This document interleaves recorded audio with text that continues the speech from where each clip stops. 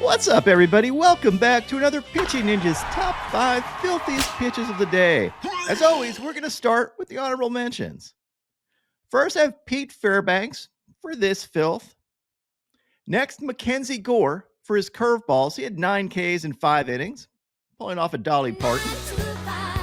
And lastly, Bryce Elder for these painted inside two-seamers and a couple of sliders. He had 6 Ks in 5 innings, giving up 2 runs. At number 5, I have Raisel Iglesias for his 3 Ks in the 9th inning to seal the deal against the Dodgers. And then we have this hungry like the wolf matchup between Jhoan Duran and Jhoan Duran. This was a filthy at bat with these splinkers and curveballs, and Jhoan was hungry like the wolf for a K here, Will.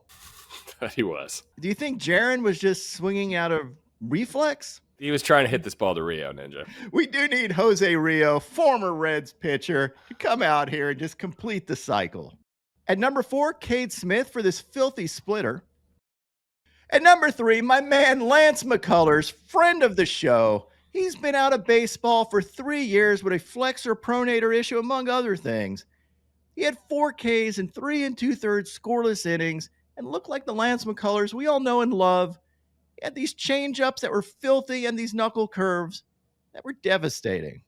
At number 2, Reese Olson, the babyface assassin, with these changeups and sliders. His changeup is absolutely disgusting. One of the best changeups in baseball. He had 8 whiffs on 14 swings on his changeup, picked up 7 whiffs on his slider.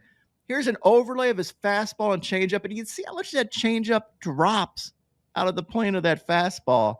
And here's a 3-pitch overlay of his changeup, slider, and fastball. He had 8 Ks in 5 2/3 scoreless innings, giving up only 3 hits. And at number 1, we have Garrett Crochet, absolute certified dog here, getting hit in the nose. Yep, this was a 1-4-3 put out, with the one being his schnoz. Nose bleeding, stays on the mound, ends up ending this at bat with a sword on a sweeper. He had 6 Ks in 5 innings, giving up 1 run, nasty sweepers, but more importantly, just an absolute dog out there. Will, you must be proud of your man, Garrett Crochet. He's an ace. Yeah, Ninja, you can't teach this kind of toughness. He didn't get the win, but we'll forever remember the day that Gary took one off the snout and stayed in and pitched 2 more scoreless innings. Love this guy. Now on the Ninja Notes, Stephen Kolek got his first career start and was excellent with 4 Ks in 5 1/3 scoreless innings. J.P. Sears had 2 Ks in 6 1/3 innings, giving up 2 runs. He faced Edward Cabrera, who is one of my favorite dudes, who probably nobody else roots for, had 4 Ks in 5 2/3 innings, giving up 2 runs. Eduardo Rodriguez had 10 Ks in 5 1/3 innings. He did give up 3 earned runs.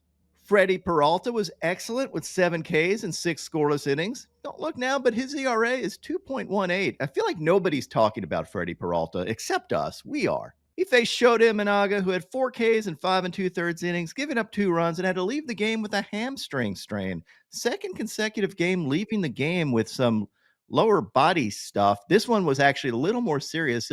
He might miss some time. Jacob deGrom had 3 Ks in 5 innings, giving up 1 run. Logan Webb had 6 Ks in 7 innings, giving up 1 run. Nick Martinez had 6 Ks in 6 innings, giving up 1 run. And Trevor McGill had this gas to end the game.